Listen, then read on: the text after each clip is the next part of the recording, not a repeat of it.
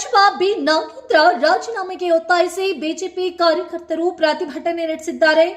SVP ವೃತ್ತದಿಂದ DC ಕಚೇರಿಯವರೆಗೆ ಪ್ರತಿಭಟನಾ ಮೆರವಣಿಗೆ ನಡೆಸಿದ ಕಾರ್ಯಕರ್ತರು ಟೈರ್ಗೆ ಬೆಂಕಿ ಹಚ್ಚಿ ಆಕ್ರೋಶವನ್ನು ವ್ಯಕ್ತಪಡಿಸಿದ್ದಾರೆ.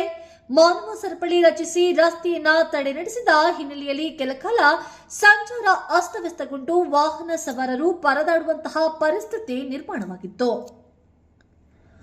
ಮಹರ್ಷಿ ವಾಲ್ಮೀಕಿ ಅಭಿವೃದ್ಧಿ ನಿಗಮದ ಹಣದ ಅವ್ಯವಹಾರ ಪ್ರಕರಣದ ಹಿನ್ನೆಲೆಯಲ್ಲಿ ಈ ಹಿಂದೆ ಸಚಿವ ಸ್ಥಾನಕ್ಕೆ ರಾಜೀನಾಮೆಯನ್ನ ನೀಡಿದ್ದ ಬಿ ನಾಗೇಂದ್ರ ವಿರುದ್ಧ ಬಿಜೆಪಿ ಮತ್ತೊಮ್ಮೆ ಆಕ್ರೋಶವನ್ನು ವ್ಯಕ್ತಪಡಿಸಿದೆ.